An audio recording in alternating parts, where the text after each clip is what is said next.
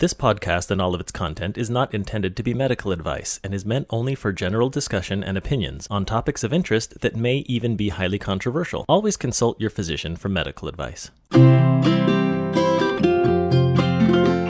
Welcome to the SoulMirror Experiences podcast, where we encourage the exploration of our souls, ranging from meditations to discussions with professionals on all things related to whole wellness. We're your hosts, Rett and Kat, coming to you with cutting-edge topics on spirituality and consciousness and some weird-ass stuff that might just blow your mind.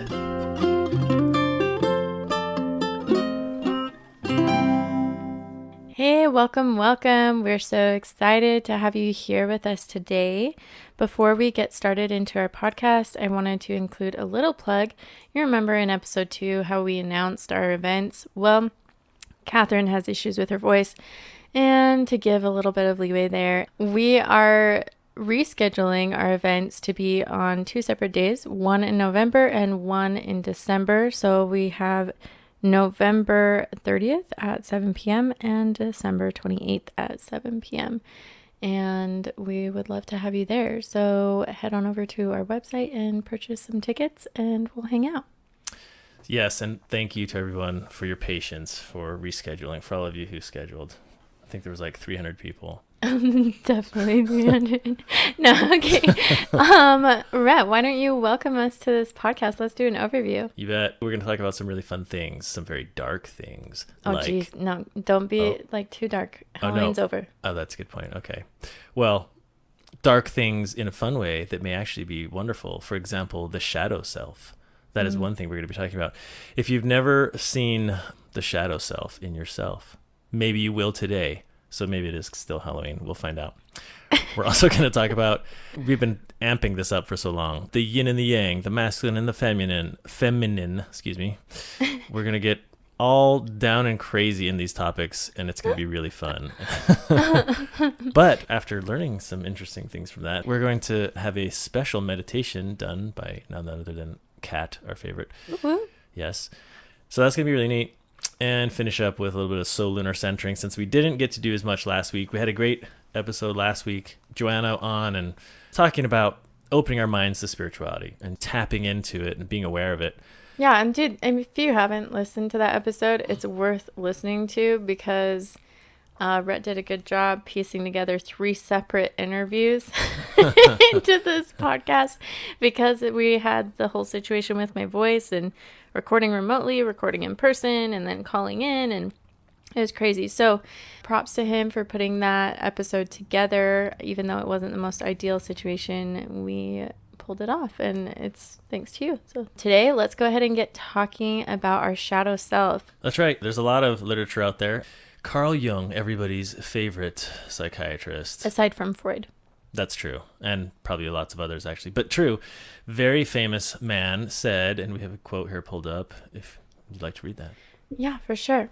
So we have an article pulled up, actually. So this is from, I think it's a blog, High Existence, highexistence.com. And the article is called Carl Jung and the Shadow, The Ultimate Guide to the Human Dark Side by Jack E. Othon. And I just love the concept of the shadow self because we all have that side that we're ashamed of. And I don't know, I think it's important to acknowledge it and validate it. And that allows us to move through life and experience things and not have so much trauma in my mind. But okay, so let's read this quote from Carl Jung, and this is from 1951. The shadow is a moral problem that challenges the whole ego personality, for no one can become conscious of the shadow without considerable moral effort. To become conscious of it involves recognizing the dark aspects of the personality as present and real. This act is the essential condition for any kind of self-knowledge. Amen and amen. You know, you often hear about people saying, oh, if you see something in someone else that bothers you, it's really just you. And part of it is that. Yeah, what are we afraid of? It's our perspective, right? What we're afraid of, it's part of us, it's who we are, but also like there's this accountability aspect of like we both have to take accountability. And at the same time, it's true that each person's individual experience and perception is their own. It is their own reality, and it's real to them. That's right. And it's also another way of just calling it another soul mirror, if you think about it.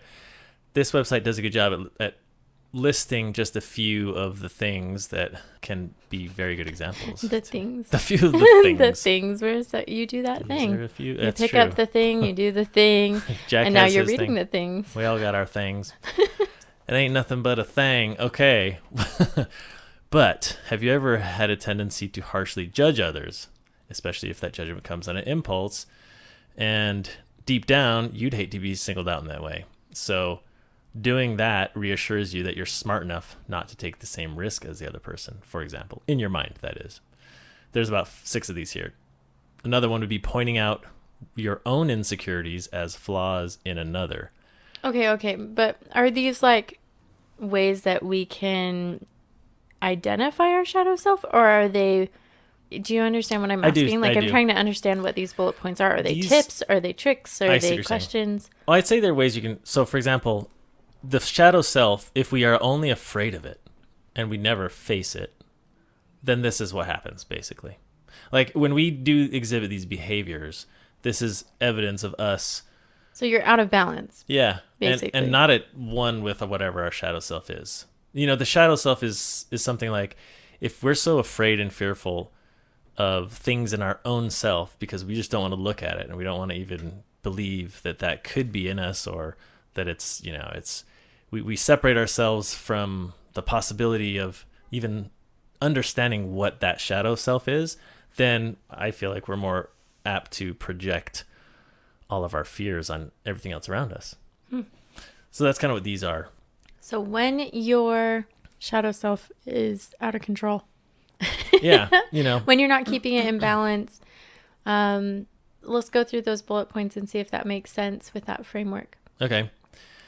So the first one was harshly judging others, especially on an impulse. The second one we were talking about is pointing out your own insecurities as flaws in another person. Then they bring up internet trolls are probably some of the most insecure people of all, and that's very true. A quick temper with people in subordinate positions. So they say exercising power over another is the shadow's way of compensating for one's own feelings of helplessness. So, I mean, I see a common theme here. It looks like essentially the shadow self is super insecure and just wants control and that security. Yeah, actually, that would be a very good way to describe it. And instead of, and we'll get to this in a second, understanding the true nature of ourselves, we're so afraid of, you know, whatever this thing is that we don't even look at. It's just dark and it's evil, whatever. And so we don't realize that it's actually okay to look at this stuff. And in fact, not just okay, it's actually empowering. A few of these others are unacknowledged biases and prejudices. That's a big one. I mean, with all the things that are going on in the world with racism or, you know, sexist, homophobic thoughts, these types of things often, well, really obviously stem from these insecurities. A willingness to step on others to achieve one's own ends. Playing the victim is another big one. You know, a lot of times we look at things in our life, we think, oh, this happened to me.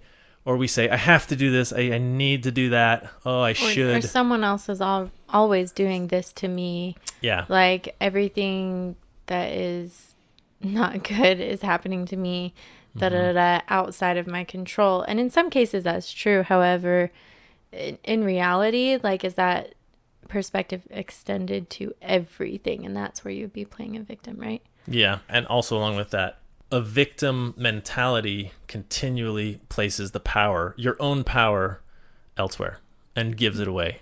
So part of authenticity really is reclaiming your own power, which is part of the SoulMirror method too. Well, it's all about empowering. Yeah. Yeah, and it looks like there's one more bullet point, which is the Messiah complex. Oh. And I think that one is one of the most fascinating ones to me, is just like the victim mentality comes back to accountability. The Messiah complex also comes back to accountability. They're just different representations in my mind. You know, like one is, oh, poor me. And the other one is like, I can do no wrong. But in both circumstances, the victim has to take accountability for if they did something that contributed. And then the Messiah complex, you have to take accountability for if you did something, you know, like it's the same thing. It just comes across different in the symptomology or like the presentation. I don't know. I still would say all 7 of these bullet points have a common denominator of insecurity and instability. Yeah, I would agree. I don't know. Do you think God has a Messiah complex? Oh my gosh.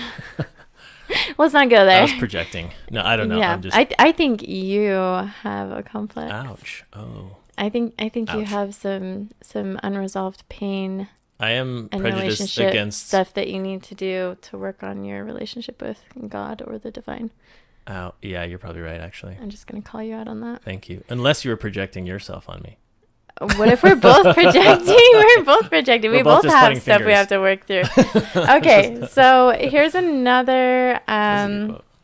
There's a couple of good quotes here. So in terms of projection, in this article, it has like seeing our darkness in others. And then they have a quote from Alexander. I'm going to not. Solzhenitsyn. We'll go with that. That's my cousin.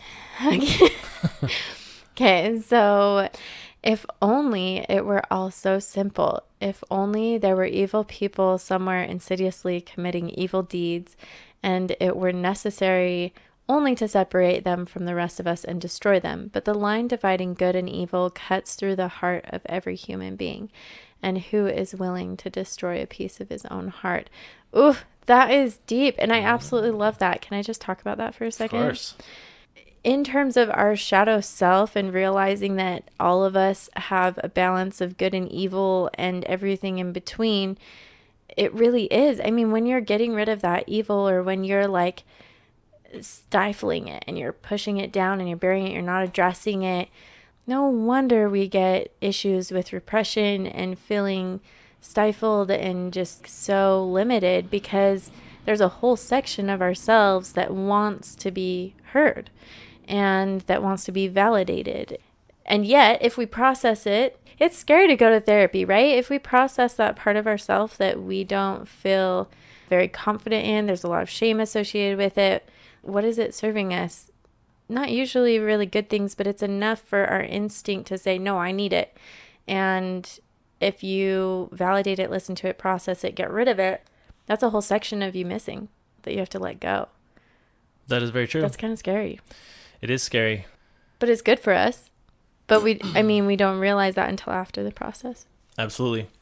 So really, at the end of the day, if fear is the underlying obstacle, if you think about it, we can understand it a little bit better, because fear holds us back from so many things. And so part of understanding our true nature, part of really understanding who we are, has a little bit of a twist to it, which is kind of fun. And once we really get a proper understanding of ourselves, we realize there's no fear at all, because we're perfect. We'll talk about that in a bit. And we'll talk about what perfect means, since that word already comes charged with making people feel like they're not perfect, because you have to be perfect. Once again, we might as well just read Herman Hesse too, because it says, if you hate a person, you hate something in him or her, that's me adding it, that is part of yourself. What isn't part of ourselves doesn't disturb us. So think about that from the concept of the soul mirror again. Really, everything in the universe is here, and everyone else is here as a reflection of yourself. And if we look at it that way, it's empowering. That's the bottom line from everything. You can cast out the fear, and you can actually just simply be empowered from that knowledge. Yeah. Thank you, High Existence, for the beautiful article. Yes. We really enjoyed reading that over before we started recording today. Thank you. Jack wrote that. And I would like to Jack say... Jack the cat, though. Jack E. Othon. Jackie Othon. Sorry, Jack. I really wanted Jack to have credit for that, but a different Jack. Great article. So as we talk more about the shadow self, I would like to put both me and Rhett on the spot, and we'll just give some examples of parts of our shadow self. Oh, I like it. Go ahead and start. It's kind of a vulnerable place to be. I would say that my shadow self manifests usually in... Geez, this is hard. No, I like this. I see those similar things, if I had been quick to judge someone and be like, I can't think of a specific example, but... Okay. How about this? We ask each other questions. Okay. And I think that will help us find our shadow self a little bit better. So, Okay. Rhett, will you ask me a question? Yes. Why you judge me so much, girl? I'm just kidding. Oh my gosh. I'm teasing. I think, well, okay, but let's use that. Let's use that example, okay? So I call you up yesterday. Was it yesterday? Oh, yeah. And yeah. I was like, hey, dude, watch what you do because people are watching. And then Yeah. I realized afterwards, like we're talking about the shadow self and it's, projecting. And I'm like, well, also, I'm afraid of what people think of me. Yeah. That would be my shadow self. That's an excellent example.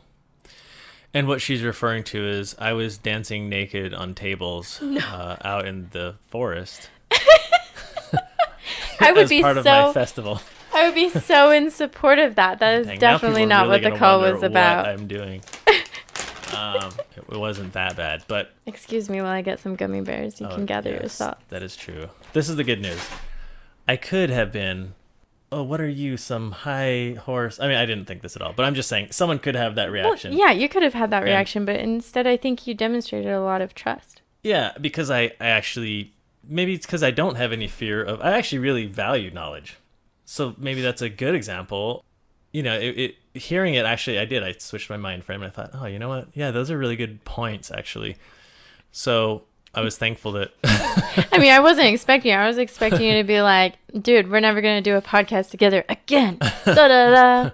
And then instead you were like, thank you. I really appreciate that feedback. I'm going to take it into account and go forward with that. Yeah. And so That's then really I did. cool. I put my clothes back on and I stopped dancing around in the forest. And again, I totally would support a nature child on a table in the forest. Okay, well maybe we're gonna have an event I would now. probably We're gonna do have that. an event in the forest, naked table dancing in the forest. Started right here. Adults only. That's right. We'll bring Jack. That's true. He can come. I'll have to shave his belly or something. Did you hear that, Jack? He's waking up. He's like, what is going on? His over ears here? twitching. He's listening. Okay, well, I think that's a good example because I can't think of an example now. Well, You had okay, a but now it's wonderful- my turn to ask you a question. Oh shoot. Okay. Wasn't that me? Did no. I not ask you that No. question? Darn it. Okay. No, you asked me a question Okay. about my shadow self, and I came out about that and projecting Okay. onto you, So now it's gotcha. and you handled it really well. And now I get to ask you a question. I get to ask you a question, unless you want another example of Catherine's shadow self, Okay, because ask me I'm a pretty sure question. I have Here a we go. bajillion of them. Here we go. I'm ready. Okay. So ready. Here's the question. Okay. Is there something in your life, like maybe when you go out to a coffee shop or you're going grocery shopping or you're with your kids and you're being a parent, that you feel like afterwards, oh shit, I should have done that better? No, I've pretty much been perfect at mostly everything, so I'm just kidding. Liar. Dang it. Okay, yes, there's been many of those. Yeah, I've had times where I've definitely taken something out of my kids. You know what I mean? If I've just been in a pissed off mood and it wasn't even my kids' fault, it's just kids are naturally loud and they have lots of energy anyways. And sometimes I know as parents we forget that. And so I have snapped at my kids sometime, I'm sure. And then afterwards thought, why did I just get so mad at them? And really, it wasn't necessarily they did anything wrong. It was just because I was pissed off or, I was projecting actually. I'm just taking out my anger really on them. Right. When in reality, that's a moment for us to check the shadow self, listen to it and be like, okay, my shadow self is communicating that it's really irritated right now.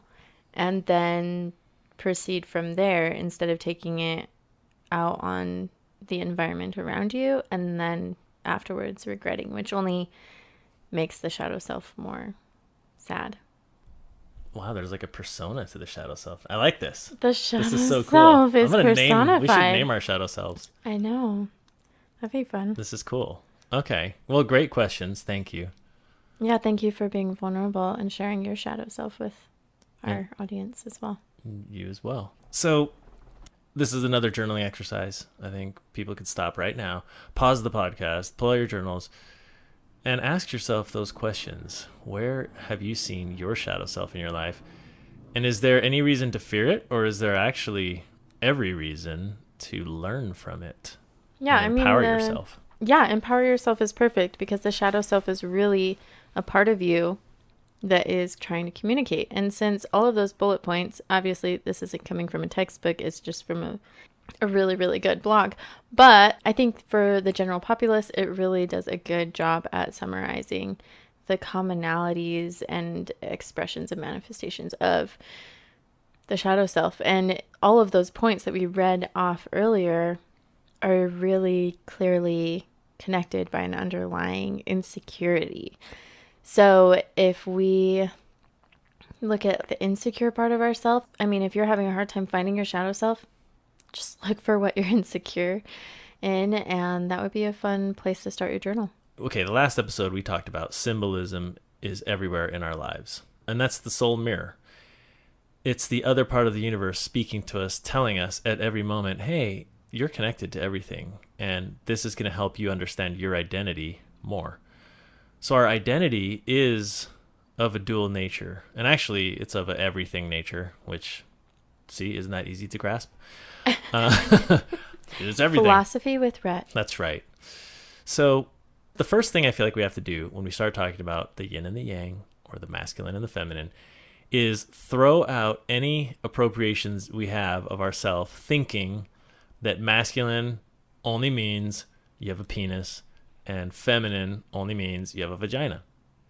Are we going to get blipped out for that? Or do we probably have to mark it as like adult content? Well, we weren't using it graphically unless you were getting a mental image of that. I think we're okay. Yeah. Okay, cool. Because you said shit back there. And I said shit. It's my shadow self pointing it out. You said it. No, I'm just kidding. Yeah, well, you said pissed. Oh, so. Dang it. Okay, look at us. Here we're embodying it. So throwing out all of these appropriations is important, because what happens is we get too tied to these ideas of what masculine and feminine is anyways. So let's do a little mental exercise here. Clear your mind and just, for 1 second, I'm going to talk about our first identity. And to clarify, by first identity, what you're saying is, well, what you're implying is that we have more than one identity of self in the Soul Mirror method. That is very correct. Okay, now continue. Yeah, so for true authenticity, we need two things. We need to have self-understanding, and then we need to have self-direction. But when we speak of self, that's where it can be tricky. And if we only understand certain aspects of ourself and leave out other aspects, then we're not as empowered as we think we are. And we may even be totally misguided. So in part of understanding ourself, there's one self that we see every day. We wake up and we look in the mirror and we think, my hair is messy.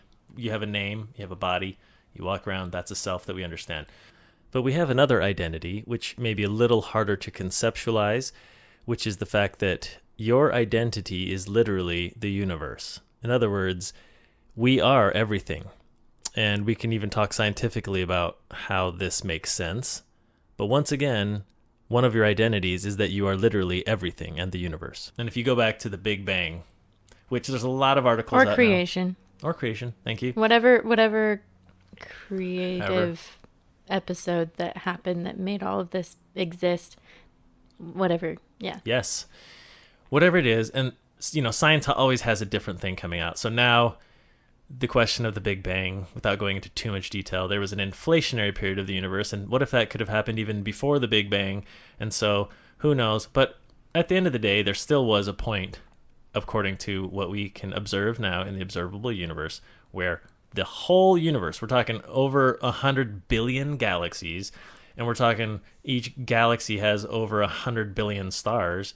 So we're talking everything was or could have been the size of a pea, or a human even, whatever. That's pretty small to have the whole universe. But if you think about that, that means you, me, everyone, your neighbor, the mountains, the sun, the stars. We're talking everything was literally one thing. And technically, we really are still one thing. It's just we blew up with some space between us. The point of it is, though, is to realize that your identity is more than just your body and your name. You literally are everything. That's step one. Step one of the Soul Mirror method, identity. That's right. And so What does knowing that do? What can that do for you? Well, it can do an awful lot of things. First of all, what about labels? Do we have labels in this earth? Do we live by labels on earth? Honestly, I think even if we don't think we have a bias or we don't think that we're using labels, I realized, I think I was in, okay, this is story time with Catherine. Are you ready for this? Go back to middle school, high school, junior high, that time period. Me and my best friend, Maddie, we were hanging out, and I used the term nerd, and I used the term like cheerleaders, and I used the term, like I was identifying the different cliques in public school because we had just switched from a private Christian school to a public school. And she got kind of not offended or upset, but she called me out on it. She was like, Catherine, don't use labels. And I was like, what do you mean? That's what it is. And to me, at the time, I didn't think that there was anything wrong. And then fast forward later, and I've been working on this and like, okay, should I use labels? Should I not use labels? I don't know how I feel about this, but I'm going to try to be conscientious of other people. Then it got to the point of, well, what about now? Do I still have bias even if I don't use labels? I think it's really empowering. Whenever you get a new blanket or pillow, you rip those labels right off. Oh my gosh. Rip those babies off. That's right. Only post sale can the consumer, it even like says it gives you permission that only the consumer can remove this tag. See, it's symbolic. The man is trying to make us keep the labels. But really, if you buy it, rip that off, man. Buy yourself. Own it. Buy yourself. Own your spirit, your soul, your body. Yeah. So, I mean, I think the point of that story was that we all live with labels and bias, and we identify cliques and stuff because our mind wants to put things into order. We want to be able to categorize it. We want to be able to organize it, to understand what it is and all of that stuff. And in order to do that, we put labels on things. And how does that affect us personally with our self-talk, our negative versus positive self-talk, identifying our identity? I was working with a student today and identifying what their identity was, and it's like, no, I don't want to know like what you do for work. I don't want to know what you believe. I want to know who you are. I don't know. Is that what you're getting at? That's amazing. And that's so beautiful because, we're talking about who you are. And if we can understand at the beginning that you are the universe, we are the stars, after all. We're divine. We're divinely connected. Yeah. I mean, in yoga, that's what it is. It's like we're connected by the divine. Yeah. Now take that approach and start defining yourself as an individual. Now it's an empowered approach. Now the label that you were thinking of throwing on yourself, maybe throwing on others because what's happening? It's a soul mirror. Now it's a whole different look and it's a whole different possibility. Now the universe is your possibility instead of whatever limitations you think you have on yourself from a label. We should make sure it's like rip the labels off. I don't know. We should make a joke out of the labels. Jack's labels. Oh, yeah. We label him. I call him a cat all the time. I mean, okay. Biology and stating fact is not a label. I'm just going to say it. He is a cat. What about gender? Biological sex? Yes. Or biological gender, that's not a label because that's literally what your cells and your makeup and the matter and the connections of everything in your body, that's what it is. I agree. So what we're doing is just stating fact. However, gender identity is a whole nother issue. Sexual orientation and sexual identity, that's a whole nother issue. It's completely different than biological. So I agree. I'm going to set a boundary there. For me, myself, if I put a label and you're like, Catherine, that's a label, I'll be like, is it though? Is it just stating fact? I could have also just been teasing you. Dang it. I know. I'm such a pain. But this is a good topic because, again, we're talking about masculine and feminine. Once again, it's great if all of us can just throw out any conceptions we have right now.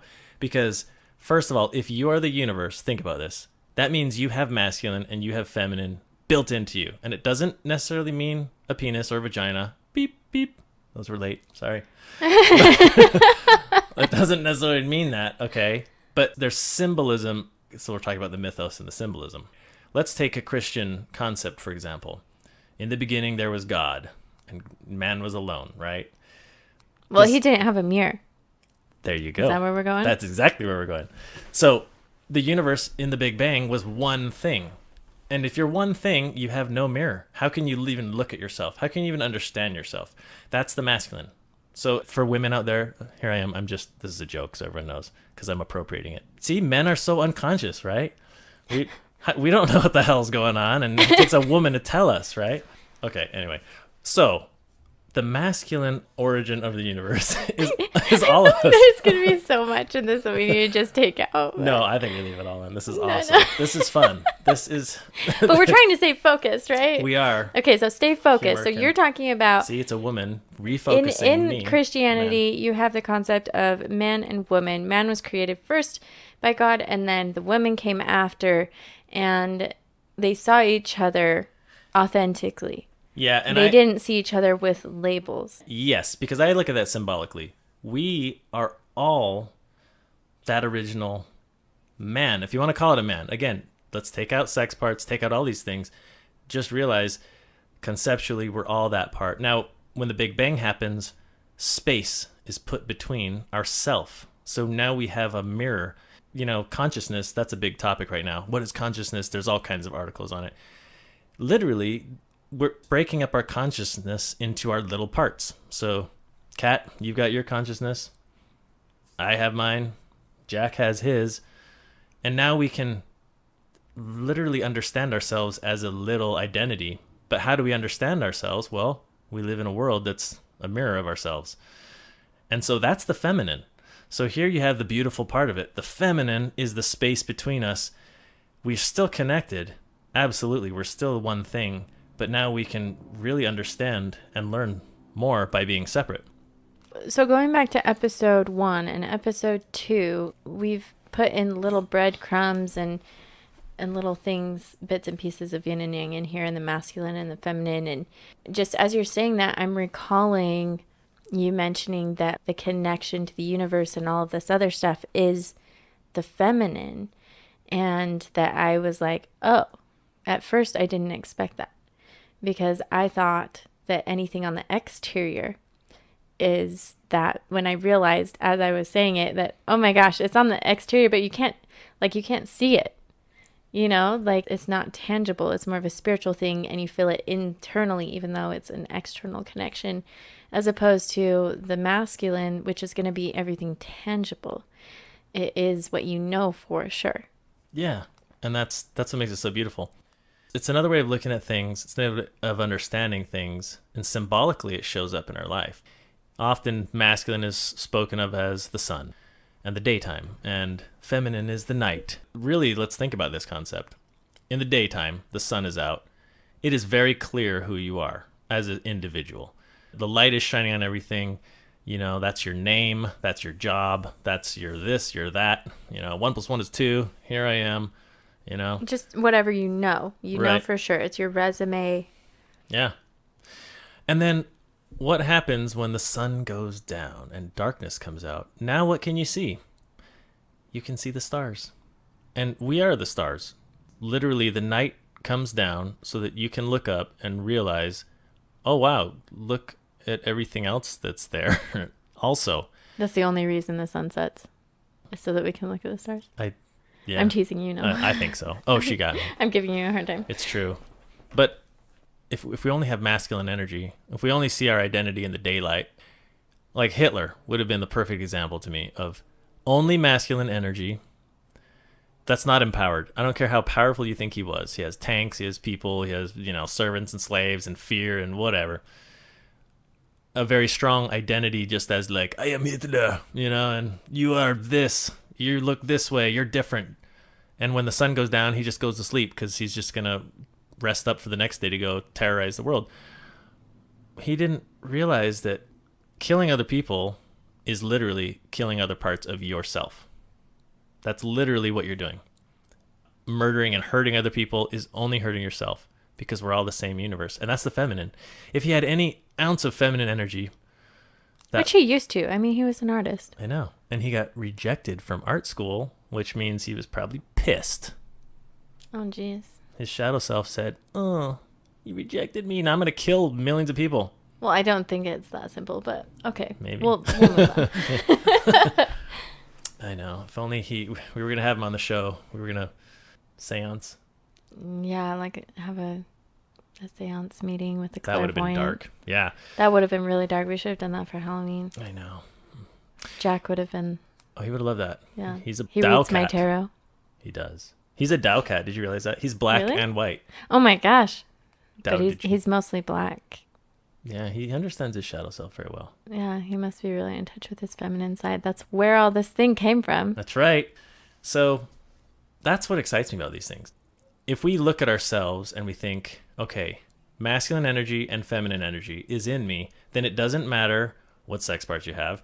It doesn't matter what sexuality you have. You can literally be anything, and it's always going to be empowering to strengthen your masculine energy and to strengthen your feminine energy and understanding and awareness. That's the way I look at it anyways. You know, I think if I'm trying to internalize this for myself, first of all, I'm a woman and I identify as she, her pronouns, and I'm straight sexually.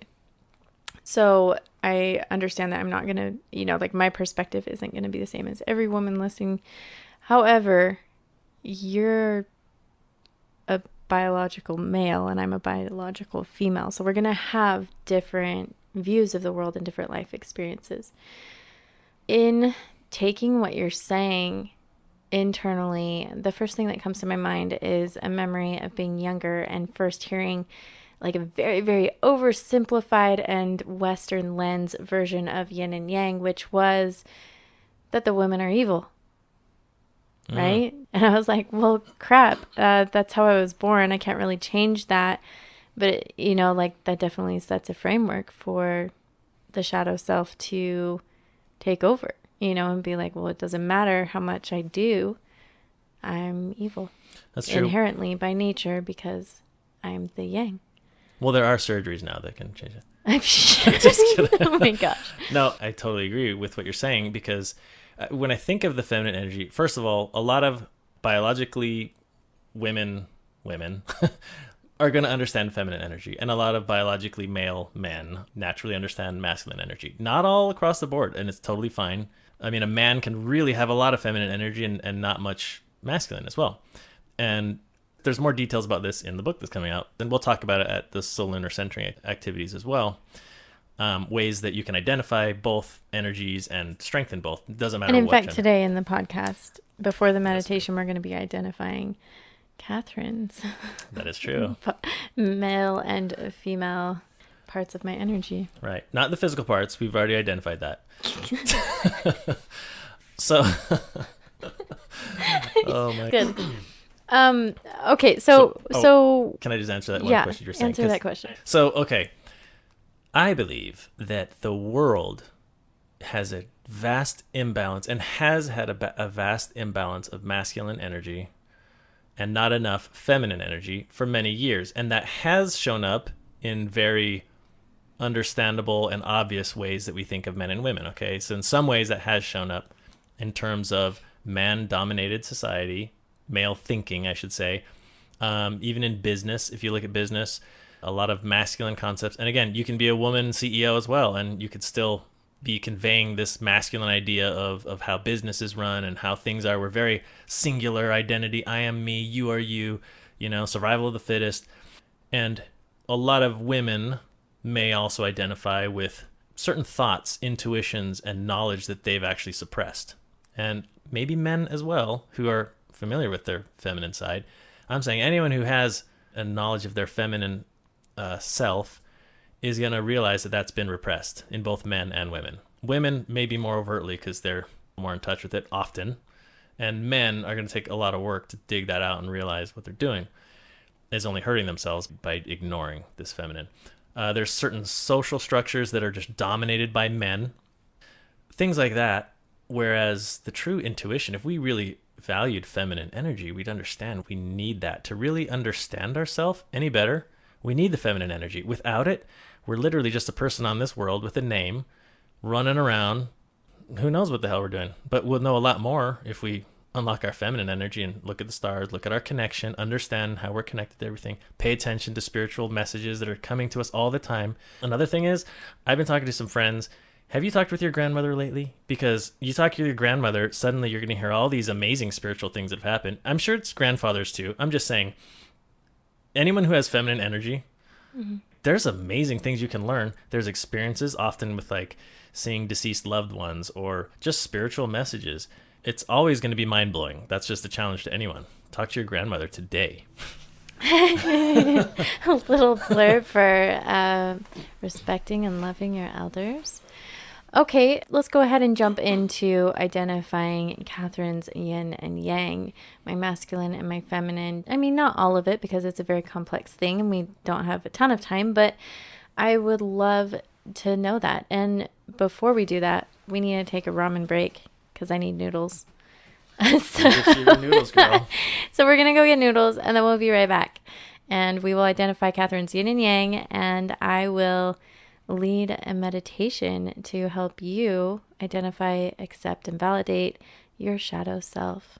That's right. Empower yourself with noodles on the break. Followed by Solunar centering. See you in a bit. Okay, so I'm going to do the blurb because you don't like doing blurbs. That's right. We need more feminine energy doing blurbs. But you also just don't like blurbs. I think you don't like sales. It was a masculine form of manipulation. You're right, actually. Yeah, it's all manipulation. So I'm going to manipulate you guys. I'm projecting my masculine energies here. Come be with us and do Solunar Centering at City Bird in Salt Lake City on November 30th and December 28th at 7 p.m. You can buy tickets on our website. Check it out. The link is on our profile on Instagram and Facebook. Welcome back. Thank you very much for taking that break, getting your empowered noodles. Your empowered noodles. We actually did spaghetti. We didn't do ramen, just in case you were wondering. That's right. We're really getting fancy here. So fancy. That tomato sauce, man. It's the balls. Yes. So before we get back into this and really wrap up the yin and yang, which is funny because I feel like we didn't talk about it enough, I would like to recap it. So yin and yang, aka masculine and feminine energies, often used in Taoism with Lao Tzu. It really, me personally, it comes down to this balance between the different sides of ourself. And maybe the shadow self is that feminine energy. Maybe if you're taking it literally, you're really going back to like the definition I had as a child, the understanding of yin and yang, where the dark side of the moon or whatever, like that is the feminine energy and that is toxic and it's deceitful and all this stuff. But like really, Darth Vader is the epitome of feminine energy, isn't he? Oh, geez. Can you imagine how feminine? Yeah. I can see him on the catwalk. Yeah. He's got great curves. He's got a good strut.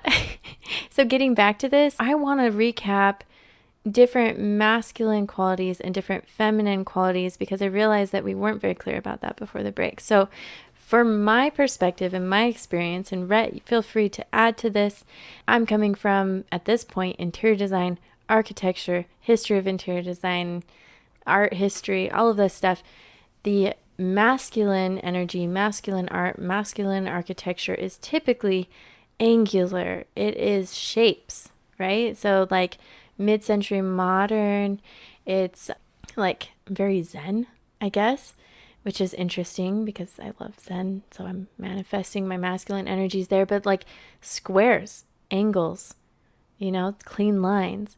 Whereas the feminine energy in that same respect is going to be more of the curves, like the Rococo period and things like that, like swirls, Starry Night by Van Gogh. Like there's so many different representations there.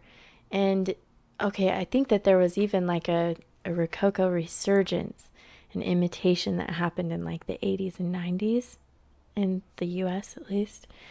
Maybe even bled into the early 2000s, and then by the mid 2000s or like 2005 onward, it became like outdated, right? But it was this imitation of this feminine energy in combination with big masculine stuff. So you had these massive wingback chairs with the curves, with the floral designs, and it was like this combination of it. Nothing wrong with it. That's not what I'm saying, but what I'm saying is I'm trying to recognize these different examples of masculine versus feminine in our life besides just the emotional. And emotionally, what would you say, right? Would you say like masculine is typically more scheduled, less empathetic, focused on black and white, short answers, more business-minded? Yeah, absolutely. And again, doesn't matter what parts you have between your legs. Just think from the aspect of these are all within you, and it's always empowering to strengthen both within you. So now you don't have to feel threatened about either.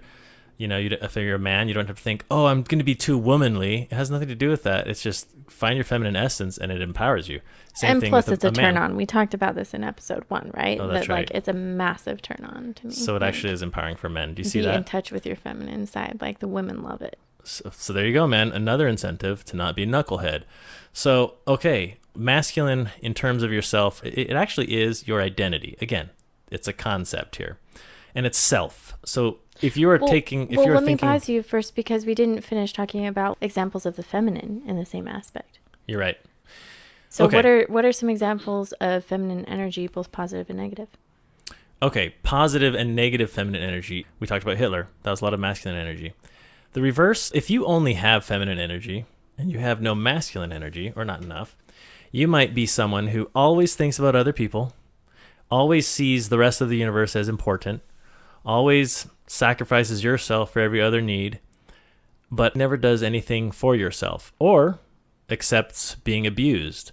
So let me stop you there. Sorry, I'm like cutting you off today, That's man. okay. But I just really feel like this is important. So what you're saying is you're identifying that abused women and abused men have an imbalance of excessive feminine energy in one aspect. Yes, it would be in the aspect of not having enough self. So again, you need both masculine and feminine to really have a fullness of that understanding anyways. If you don't have the feminine, you really don't have a clear understanding of yourself.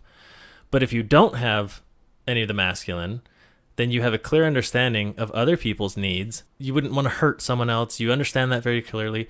But at the same time, you may not even know what you want in life. You may be used to being told what to want all the time instead of really saying, I want this. Like when you're a child, I like carrots.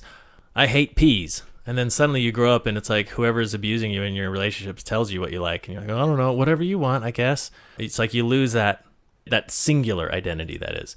That would be an imbalance of not having enough masculine energy. Yeah, definitely. And then the opposite side is that if you have an imbalance and too much masculine energy, it could manifest as, narcissism. Like narcissism. Borderline personality disorder. Like just really taking other people down to elevate yourself. And that all comes back to insecurity. And both of them actually come back to insecurity. The feminine, like letting people walk all over you, also comes back to insecurity. You're not confident in yourself. You're not confident in like what you know or feel or want. And you doubt yourself, or you don't doubt yourself, but you just don't stand up for it. Yeah. And you're not important enough. You think, am I not important enough to not be abused or to have an opinion? It's like everyone else must be right. That's the rest of the universe. Right. Yeah. So, it's a little of both. I think that comes back to the Carl Jung, and, it's not exactly the same, but it's along the same lines of the Messiah complex versus the victim mentality. And it's really similar, I think. Yeah. I think the Messiah complex is a manifestation of the shadow self in an imbalanced masculine energy, and the victim mentality is a manifestation of the shadow self in a feminine imbalance. Sure. Yeah. So there's a lot of different things we can look at ourselves from those concepts, like being organized and being like planning out something. That's a very masculine thing. It's a very daylight thing.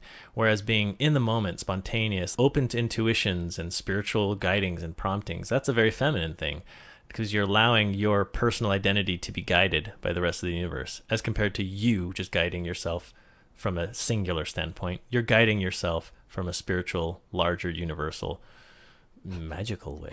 So the fact that what you're telling me is that it's okay that I talk to rocks and animals and plants? It's absolutely okay to talk to yourself that way.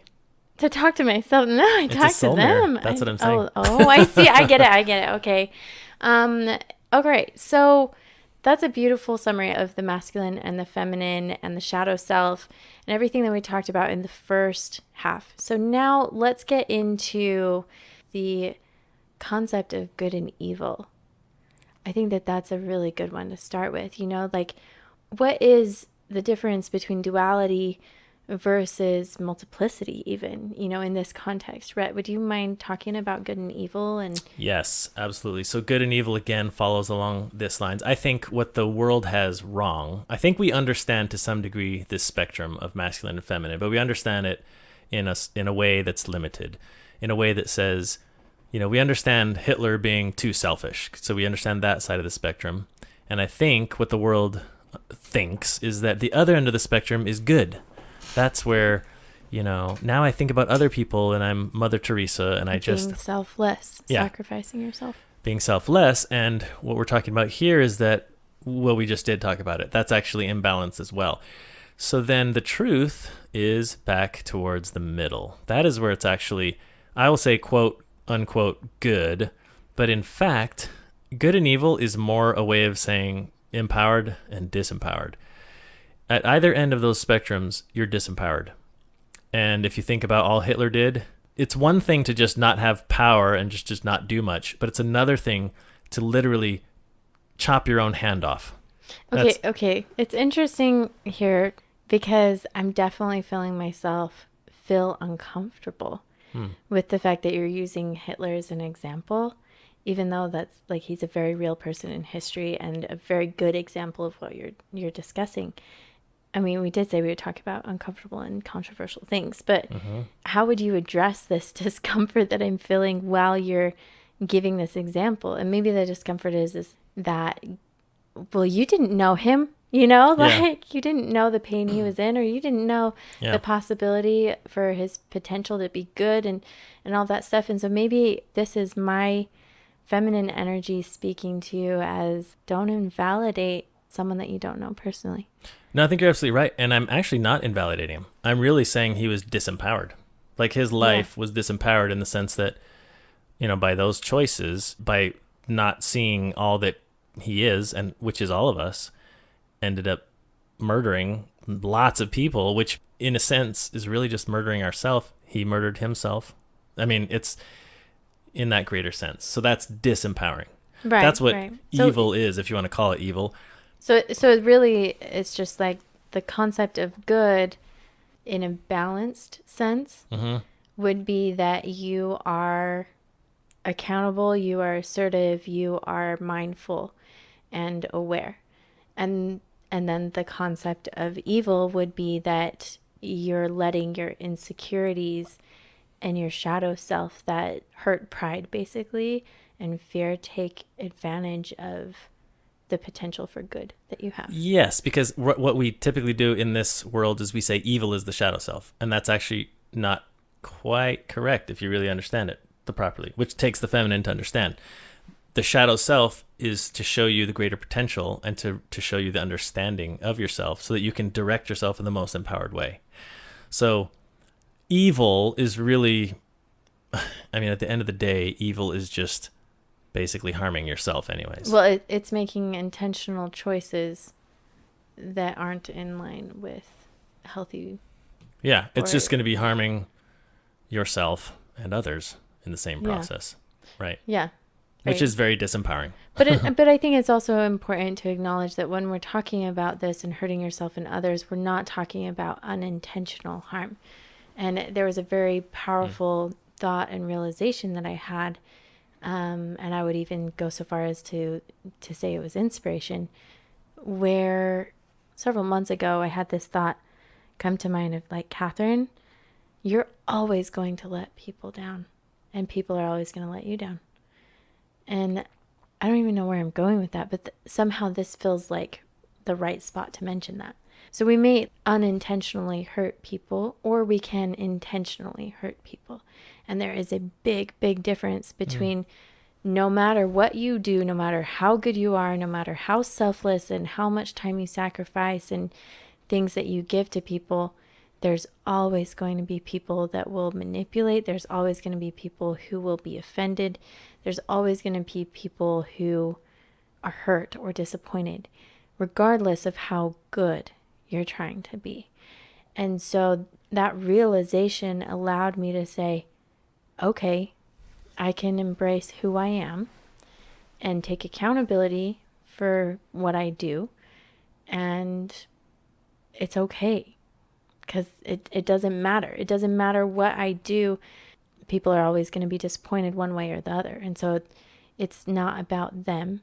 It's about living intentionally, and it's about really being true to myself, validating my shadow self, validating the light self, like really listening to my whole self.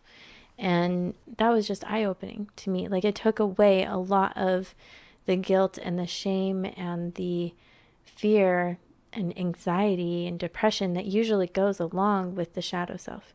And instead, it allowed me to personify that shadow self as, oh, that's me.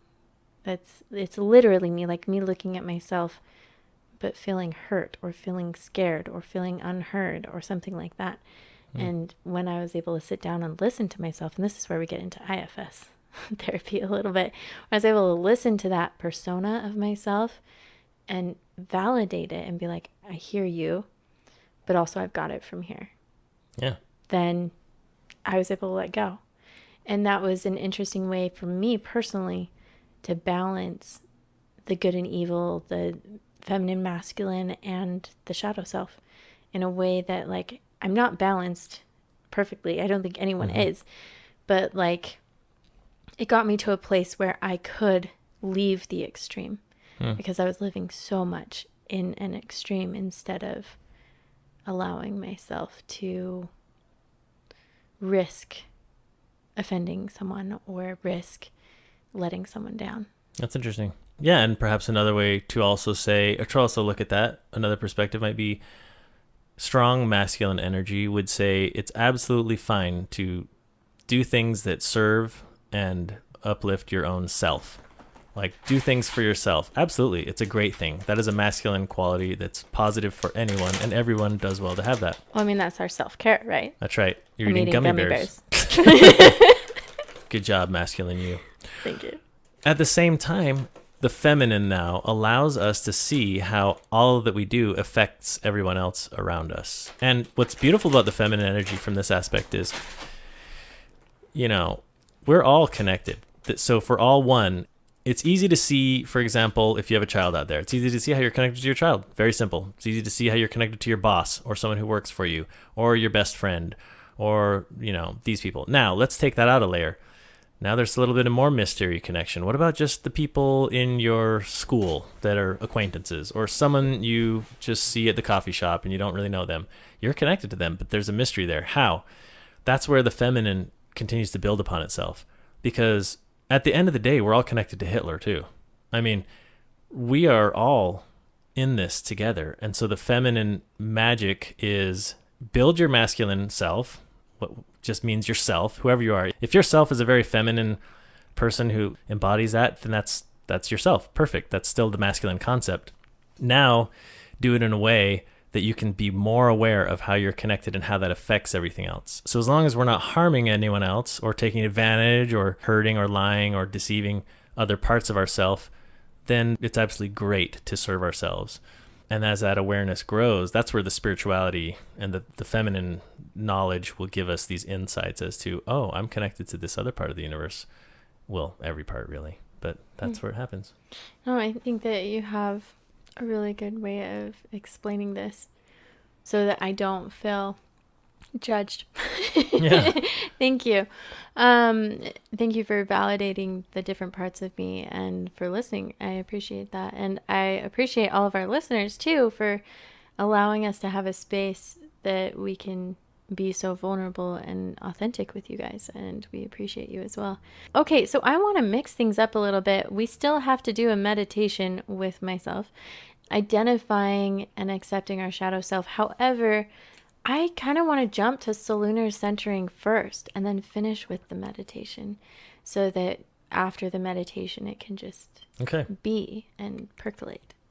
So let's do that Solunar centering. So at our activities that we're talking about doing, that you can purchase tickets for, by the way, go to our website, blah, blah, blah. SoulMirror.Health. Yes. Thank you for that. So Solunar centering, this is one of the activities that we're going to be doing. Of course, this is just like a brief tip of the iceberg, not the entire thing, but we wanted to give you a little taste of what these activities might be like, including the meditation, which will definitely be a part of it. And not all meditations are the same. I'm just going to throw that out there. Every meditation that I lead is different. So this meditation will give you a taste, just like the Solunar centering will give you a taste of what you're going to experience. However, each experience is going to be unique. So with that in mind, will you use me as your guinea pig again? Absolutely. Like you did on episode 1 with star charting. So now let's do Solunar centering, and you can pick apart my brain. All right. Well, this sounds great. So we're going to be talking about the masculine energy right now, and specifically yourself and masculine energy. Can you identify something in you that you think would be more empowering for you to cultivate in the masculine sense within yourself? So just to be clear, you're wondering what masculine aspect or quality would empower and uplift my current existence of self. Right. And this is based on your self-awareness in the Soul Mirror method. Journaling and being self-aware, again, it's the knowledge of self, and it's being able to direct ourselves from the standpoints of both masculine and feminine. So you can look at it either as a deficiency and saying, oh, I need more of this, or an imbalance, you can look at it as. But as we've been talking, is there a masculine essence that you have identified that would be something in your life? And how did you identify it? Yeah. And I mean, when you say masculine essence, the first thing that comes to my mind, which is probably an influence of my feminine shadow self, is a self-judgment and accusation and shaming of like, oh, I get so frustrated with particular people that I feel unheard, or I feel like I'm misunderstood with. But that's not even what we're talking about. I mean, it could be, but it's not the specific question. So it's like I have to dig deeper and think, what is a masculine energy that I can embrace? Not one that is in excess. So a masculine energy that I can embrace is, I'm always late for stuff because my feminine self is like, I'm going to do everything. And when I'm in it, I'm in it. And then I lose track of time. And then I'm late. And I don't even know how it happens. And maybe part of that is the PTSD and the dissociative self. But I do think that there's an element of creativity. There's an element of free-spiritedness that gets in there, where I'm kind of known to like go out into the mountains and climb trees and boulders and lose track of time. And several hours later, it's like, Catherine, you're still on that same tree. Be done with it already. Just move on. Or like with some of my friends, I'll give a hug, but then I'm like, oh, but this feels good. And I like stay in the hug, and they're like, stop it. We got stuff to do. Stop giving me a hug. Let's move on. And I'm like, but just be in the moment and feel it. And that's that my inner yoga teacher and meditation coach coming out, where it's like, be present in the moment and have mindfulness and notice all of the stillness. However, then I lose track of time. So am I on the right track here, where it's like I want to identify a masculine characteristic of energy to influence my life in a positive way? So that would perhaps be time management. Yeah, absolutely. And again, when we think about Solunar centering, both masculine and feminine are positive. So everything you actually just mentioned are actually great and positive things. And those are actually very healthy things. In fact, another person might never do those things that you just said. There may be another though there is another person in the world somewhere who is just, I am so organized. Oh, I'm sure. I think there's a calendars. lot of people that... Yeah, you know what I mean? Like, all I do is at 5 p.m. I do this, and at 7 p.m. it's this, and blah, blah, blah, blah. So those people would, by the same exercise, sit down and say, well, maybe I mean, yeah, I get a lot of shit done and wow, I made $1 million. Okay, great. But what, were you present? Were you aware? You know, how valuable would it be for someone like that to go into nature and do exactly what you just said, right? Oh, I'm sure they would hate it. In fact, I know it is. I've so worked good with for them. clients that like hate it. But I mean, you can't go to them and be like, you know what, you really need this. Yeah. Because they're not going to believe it. They're going to be like, no, what I need is this, because that represents security to them. Is like being busy all the time and making money and having structure and control. And it's like, no, in reality, what you need, because you have so much control, is a balance of just stillness. Like, don't multitask. Yeah. Don't do this. Don't do, you know, like, just be, just exist, just notice, just listen. And then I also have other people that are good friends that have mentioned that they can't meditate unless they're high. Yeah. Because they have to have an increased stimulus in order to sit in the stillness, because then they're multitasking. Isn't that interesting? It is. It's crazy. It's crazy to me that, like, well, but just 2 years ago, I couldn't meditate. Just 1 year ago, I was still so frustrated with meditation and stillness and having to be in the moment.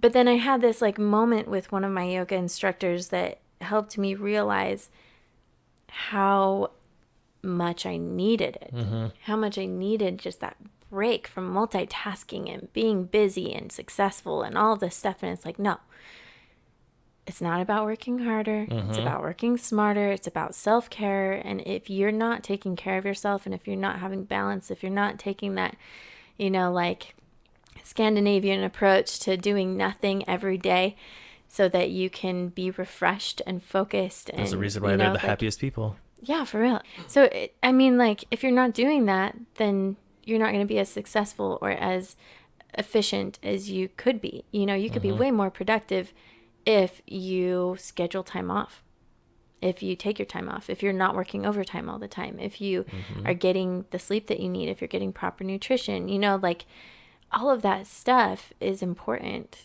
to being productive. And again, it just comes down to this balance of feminine, masculine. Wow, I totally am really good at deflecting from myself. It's okay. Did you catch that? Did you catch that? Like, you asked me a question about myself, I started to answer it, and then I jumped.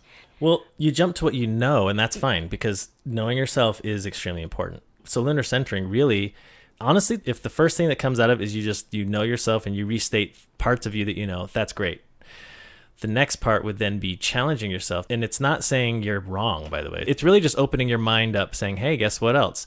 If you're really strong in the masculine, you can also be strong in the feminine. Or if you're really strong in the feminine, you can also empower yourself through these different aspects of the universe that's within you. So it's awakening to that self-awareness, which is empowering. And then it's seeing other possibilities in the masculine or feminine, which is empowering. And then with those ideas, you can try things. So, for example, an executive who, you know, a very masculine man, energy person, having an experience, what you were just talking about, would be so enlightening to that person. And they might go and their business could even run differently. I mean, I'm just saying their whole value system would be like, whoa. And they would hate it at first. They probably would. Absolutely hate it. It would frustrate them to no end. Right. It takes practice. I mean, that's why it's called a practice, right? That's so true. And for people who have feminine energy, I would envision a lot of the Solunar centering exercises. It's going to feel like, oh, I have a voice. Oh, I have things that I want. I can self-direct my singular identity, and I have more power that way, which could be like, oh, wait, I could start a business, for example. Like, that might be really exciting for someone who's never even thought, you know, for someone who's relied on someone else their whole life for money or for whatever, right? For the masculine things of the world, might say, oh, wait, I could do this, or my voice can make money. And that's a fun thing. It's not a bad thing, right? To just like empower yourself and say, hey, this is something I could do for myself. Or maybe it's just knowing a singular thing that you like. Maybe it's even a hobby, because it's a personal thing. It's like, I want to golf, or whatever it could be. I mean, the sky, the stars are the limit. There's no limit. Yeah, there is no limit. You are the stars. Yes. So that's the fun part of it. And then it's just awareness and empowerment. And then through that process, think about it, being more aware, there's going to be more spiritual experiences. You're awakening more of your own feminine and learning about it, waking more of your own masculine. It's just, how could there be anything more exciting than literally the universe that's inside your very own self? The whole universe is you. It's the mirror of you. And that's the magic right there. Yeah. No, I think that's amazing. I want to speak to KonMari and dejunking and hoarding and all of this stuff really quick, because it's a thought that came to mind while you were talking, and it might seem totally off topic, but I swear it relates. Are you okay with it? I'm okay with it, yeah. Okay, cool. I'm going to go for it. So I realized while you were talking that there are different types of hoarders. Right? There's the hoarders that hoard organized, and there's the hoarders that hoard chaos. And there's the hoarders that hoard because they think they need it. It's out of fear. And then there's the hoarders that hoard because of emotional attachment and nostalgia. Right? Yes. Yeah, and they tend to go together. And so there's like two representations of a same pattern, hoarding, but it's like one is masculine, one is feminine. And same thing, KonMari, that's technically, if you look at the bare bones of it, you're getting rid of stuff, you're simplifying that. I would say that that's masculine. Oh, yeah. Whereas like the feminine is going to be more of the collector. It's going to be more of the creator. It's going to be like the decorator. But if you find a good balance, KonMari is an excellent balance. And so I'm going to go back on what I said and saying it was more masculine. I would say dejunking is more masculine, but minimalism is more masculine. However, KonMari is a good balance of creative, emotional minimalism and organization. Like, it is just such a fun look at, like, you only keep what you need or what means something to you. That's right? really, yeah. And so it's this like balance of masculine and feminine energies.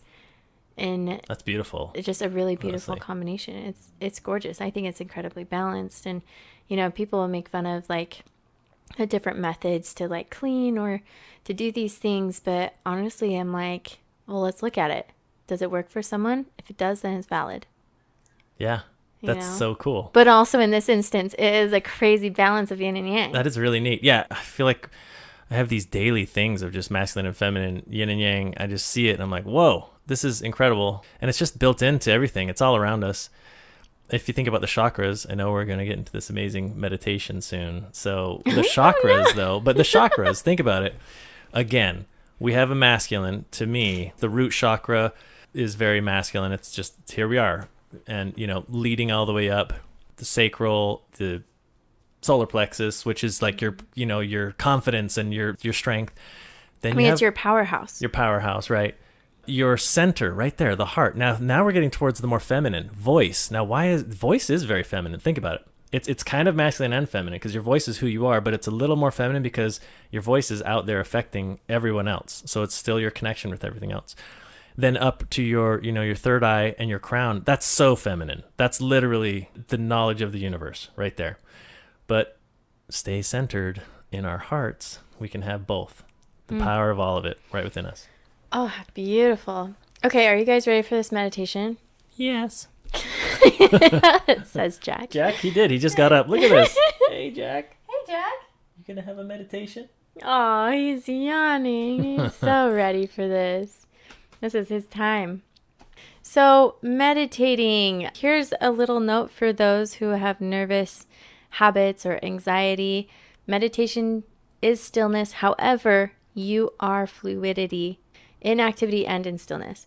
Your cells are always moving. Your blood's always pumping. The breath is always coming in and out. So even sitting down, you're still doing stuff. You're still being productive. If that's not enough for you, that's fine. Validate that part of yourself and then say, okay, it's okay for me to do something right now. So feel free to draw, feel free to walk, feel free to hike, feel free to dance, whatever speaks to your spirit and your soul, as long as it allows you to get into a meditative state. It could even be like crochet or something. Then it's meditation. So that's a cool little tip for everyone. Okay, so let's go ahead and begin. If you are driving, do not close your eyes, or if you're in a situation where safety is required, do not close your eyes. But if you are laying in bed or sitting on a chair and you have nothing to do safety-wise, then go ahead and close your eyes. Find yourself engaging in the breath, notice how it moves in and out through your lungs. Realize that when you inhale, that's literally you accepting and inviting in inspiration into your body and your mind and your spirit. And when you exhale, imagine yourself letting go of all of the toxins and negative energies, things that might not resonate with you completely or be at peace with you. This could be anger, frustration, negativity, negative self-talk, fear, anxiety. Continue to breathe like this on your own, not changing the pace or the tempo, but just noticing and being mindful of how your body breathes. You might notice that there's a block in one part of the breath process. That could be nasal, throat, it could be your chest, it could be your diaphragm, your abdomen, your pelvic floor, whatever it is, just notice it, don't judge it. Accept how you are in this moment.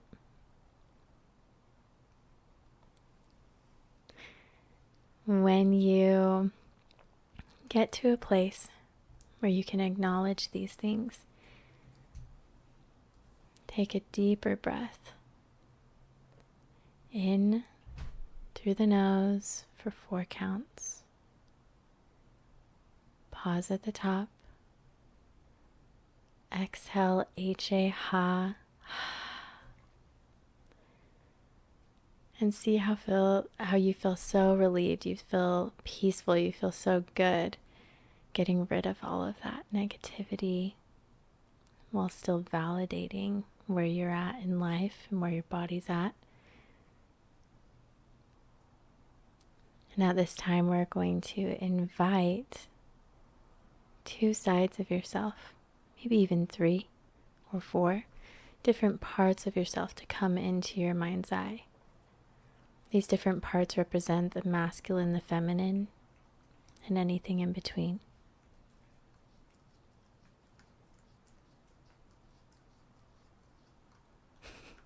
Jack is getting really into this. He is. We'll post a picture.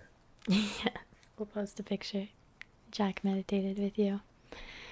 So, when these personas come into your space, into your mind's eye, identify what they represent to you or to others. But even if it's something like they represent strength to someone else or they represent creativity to someone else, really that's how you see it. So, turn it back around. It's how they represent to you, how you see them. They are your reality. However, you're in control. Acknowledge the different qualities of these individuals, the positive, the negative, everything in between. Recognize that they are all a part of you, and that's okay. That they make you who you are, and without that balance, we would leave ourselves in too far of an extreme. I'd like to invite you to select one thing from each, masculine and feminine, to identify with that resonates with you. And then identify one of each, masculine and feminine, that don't resonate, that don't sit well with you. Things that perhaps you need to let go of. In reference to what we've talked about today on our podcast, perhaps this is not being assertive enough, letting people walk all over you, blaming yourself for things that you aren't responsible for, or it could be losing your temper or being too quick to judge, getting frustrated, making assumptions, mind reading.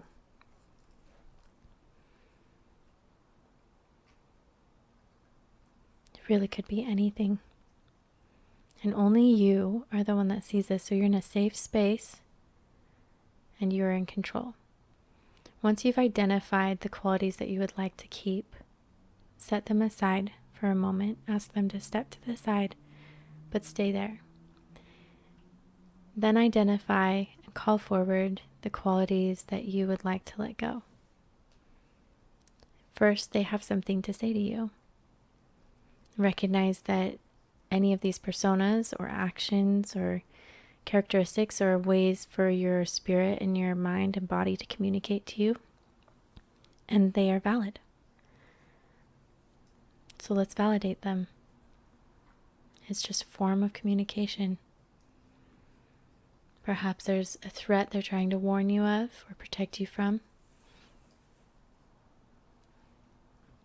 It could be a threat of conflict. It could be a threat of loss, the unknown. But allow them to talk to you. Listen genuinely. And if it seems appropriate, you can give them a hug. And then once you're ready, tell them that you've got it from here. And they can go. Make sure you're gracious. You thank them for their time and their thoughts and that you heard them.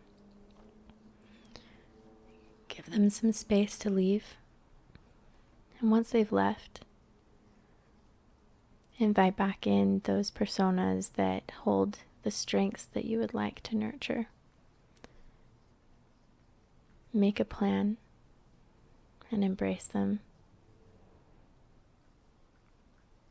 Step back out of the mind's eye and see yourself from a third person. See yourself in the space, wherever you are, for who you are, for your potential, for your great power and your strength. With these qualities that you've chosen to strengthen and to focus on. This is you. This is who you are and your ability, your potential for greatness, infinite potential. Allow yourself to validate that potential. Notice how it feels. Do you feel hope? Do you feel a resistance to accept? Do you love it? Do you feel free? Are you scared? All of those are valid. All of them are okay and normal. All typical feelings and emotions and fears and thoughts and hopes and dreams. Allow them to play out, and when you're ready, take a deep breath. Exhale. Give yourself a little smile and flutter the eyes open. You got this. Come back to reality and know that that's you. How was it, Jack? Meow. He's so happy. He's like, right when the meditation started, he just jumped right down, came up, sat on my lap, just enjoyed.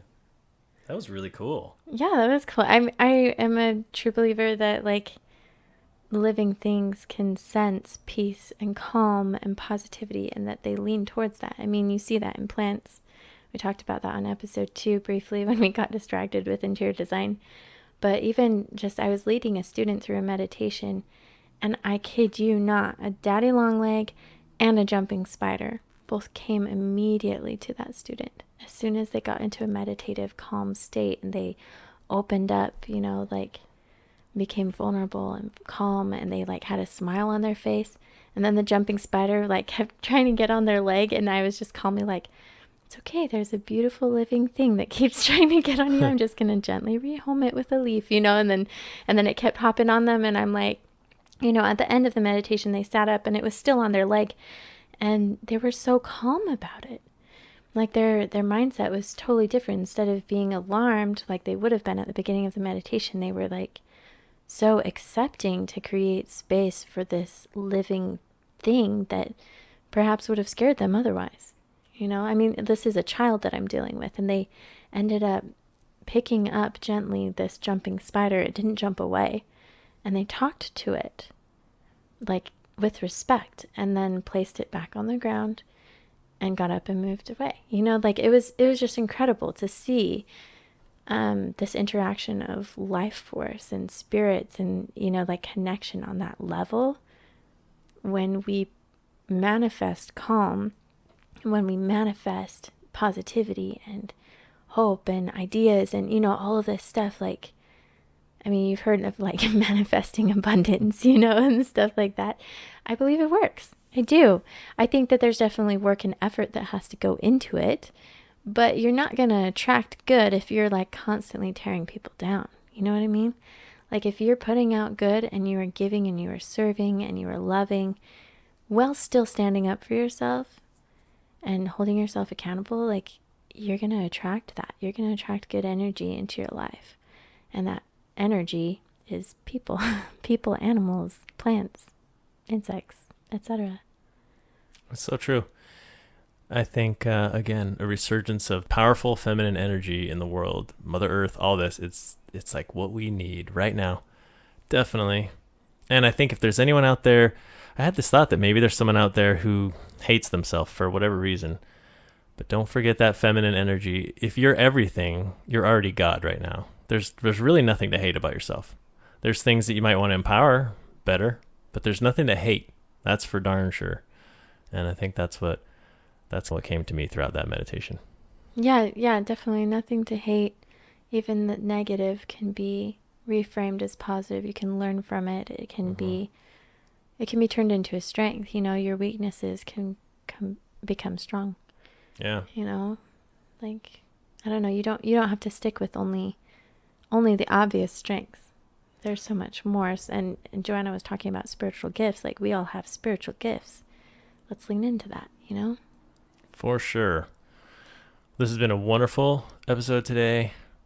We could cut it in half, maybe even make 2 episodes out of it. I know, but we're not, because this is an excellent episode. I know. Let's this keep is it a in special. One. This is a no. We are. It's making up for the fact that Catherine lost her voice, and so last time it was really short.